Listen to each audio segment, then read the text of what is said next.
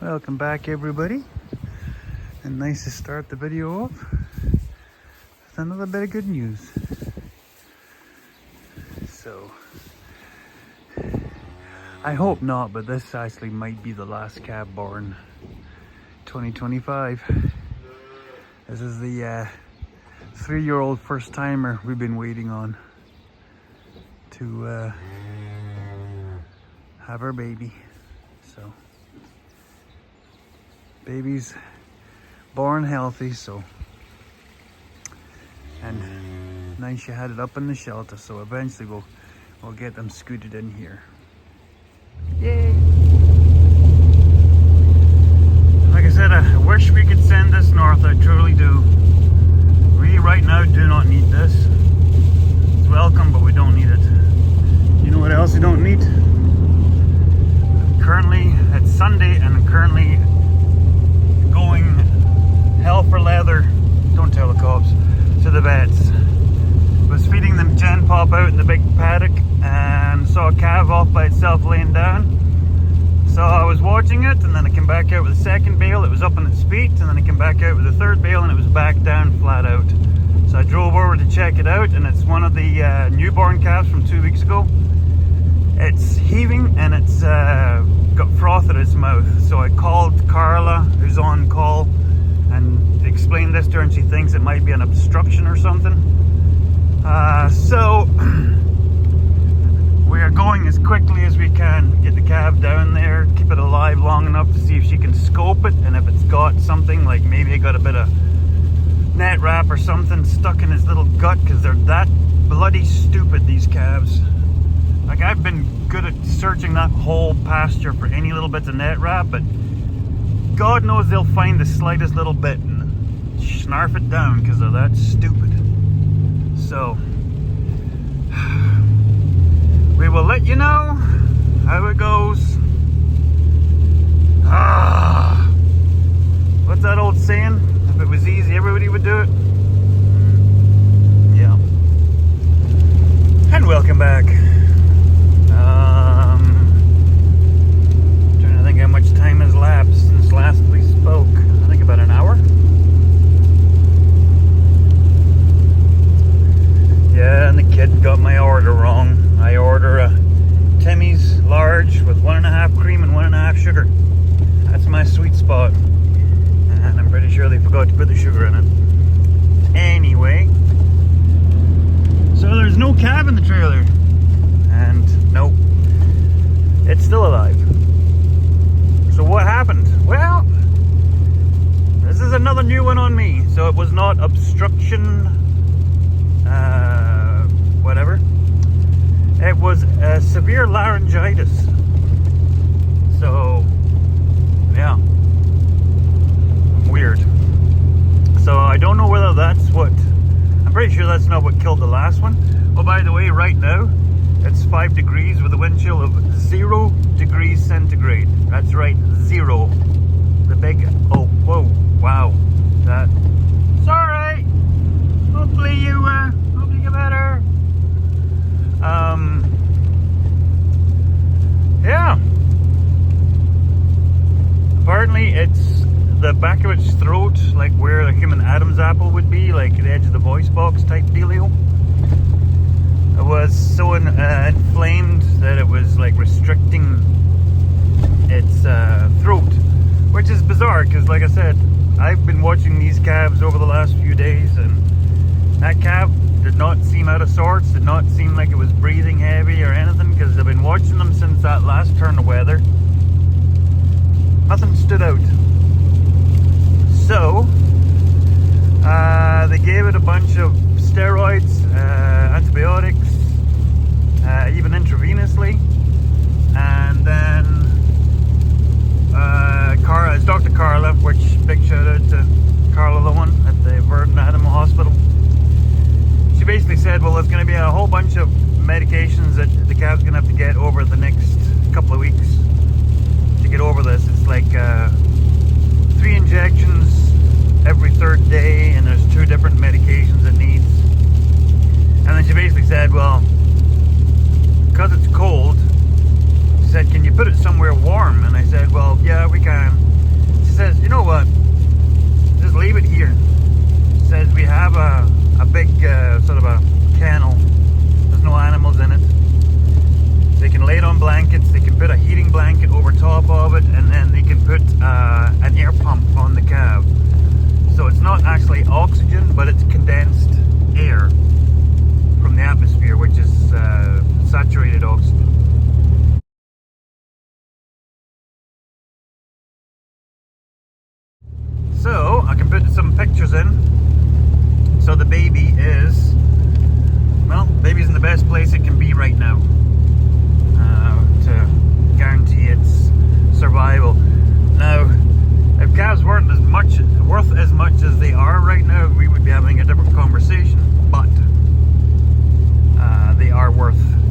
bit, and this calf is definitely off of a very important mother, our JJ. So, yeah, so we'll get a call tomorrow to let us know how the night went, make sure the calf is viable, and so then we'll have a trip back to Verdon again. But, fingers crossed, wee bubby's on the mend, so, yeah. Never a dull moment at Wreck-It Ranch, folks. Aww. Good pulley Deadpool. Panda girl. Got Bebop going mental. And we got Chancer, one of the twins over here. Giving Piper Doug just some reassuring. So yeah, I got a text this morning. Apparently the baby did not make it through the night. So I gotta go pick up the body, bring it back. It's actually calmed right down. She's not hollering as much, so I don't think it's going to be as big of a job to let her mourn. But you are a bottomless pet, kid. You are. Anyway, truck is warming up. We'll get on our way.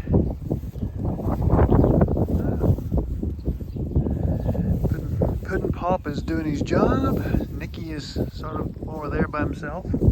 You are endless. I'm going to get out of here because you beat me up. And you'll just follow me, won't you? Oh gosh. She does this thing where she cuts me off. She runs in front of me.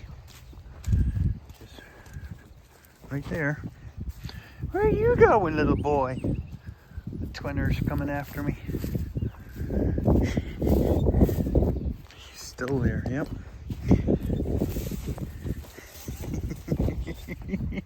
Did that make you dizzy, folks? Whoa!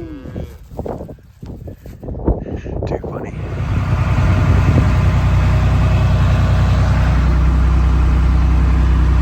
So they're out here spraying weeds under the power wires. So it's a simple job, right? Let's count together, people.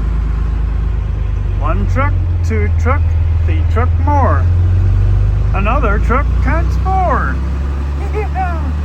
2 big work trucks and then 2 half tons to spray weeds.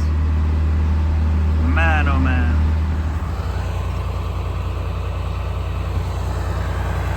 Whew. Actually got hot. Whole Piper Doug's sweating. So what are we doing? Got the chop trough in there. Teaching these little cretins to go in.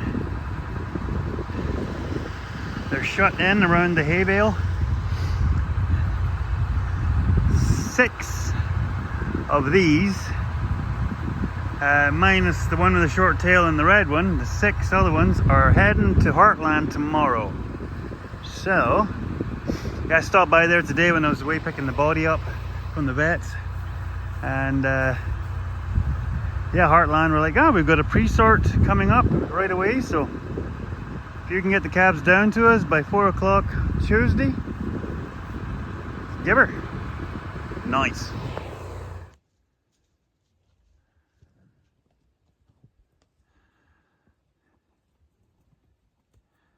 So apparently that's a strawberry moon. I always dread full moons. Stuff always seems to go sideways.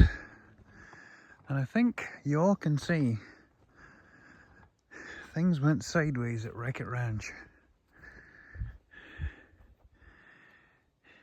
It's always hit and miss with these guys and their bottles. I make 2 bottles. The twins don't want any and just Bebop drains hers. I make only 1 bottle, then both the twins want some. If I make 1.5 bottles, then both twins want some and only one gets some. And then this one tries to headbutt me right in the mummy daddy button, so you have to be very careful. She dunts really hard. Hey critters. I mean, she's doing all by herself. So yeah, tomorrow we will get the last of the 2024 calf crop off to market, and we will see how dealing with Heartland livestock could be more beneficial to the ranch than going private with our cattle agent. So it'll be interesting. Yes, I'm having hot pursuit. I think she realizes there's a bottle still with milk in it. Yeah. So the other part of the 6 calves heading to market is the 2 heifers that are still with that in the corrals are split now. So I can move this corral once we've hauled the calves to Burton. I can move this panel back down there and let the 2 heifers in to run with the bulls here. So that'll be the last of them. That'll be the last of the youngsters that are coming to the bull over here. So then it's just, we have to sort through the cows because they're done now. So we'll sort through the cows, the ones that are going back to the bull and the ones that are going to be cull. So we'll get them run across the road. Once they're done, then the 4 that are left in here will run across the road, and then when they time out in 2 weeks from now, they will get to, just a minute, you stay there. They will then get to run out to the bull out in the field. So, okay, I'll bring you back.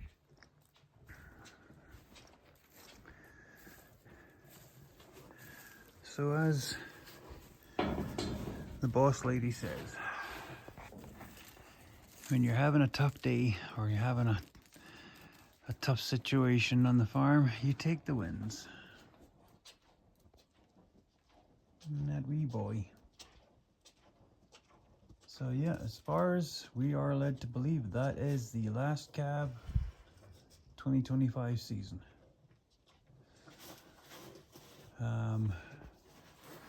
So yeah, not a great calving season on the ranch. We kind of knew that going into 2025 because we had a lot of late calvers last year, and because we pulled the bulls, hey Beans, because we pulled bulls early to try and push our calving window closer and to move it earlier into spring, or well, into late winter more like. We were aiming for 100 births. I think we had, if I can figure this out right, I think we had 83 total births on the ranch. So yeah, we had, 4 sets of twins. So, but yeah, we sold off 3 calves, and we've had some accidents and some not so good. So yeah, like I said, not the greatest of calving seasons, but we kind of knew that going into this. So hey mommy. And ironically, the last one to calve was our last first time 3-year-old, Area 51. So she gets to cross the road tomorrow. She'll go over to where JJ is with her. JJ is with her deceased baby. So she, we usually let them mourn with the baby for a day or two, and then they kind of get once they get over, because a lot of people go, well, the cow's sad. Yes, but the cow's also in pain because the cow needs the baby to drink to take the pressure off their udder. So once the udder has pressurized and once the lactation comes to a standstill and then they stop being in pain, then the mums tend to drift away from the dead baby. So it's actually more pain than broken heart, if we can put it that way. But it is what it is. So yeah, we'll cut her down here.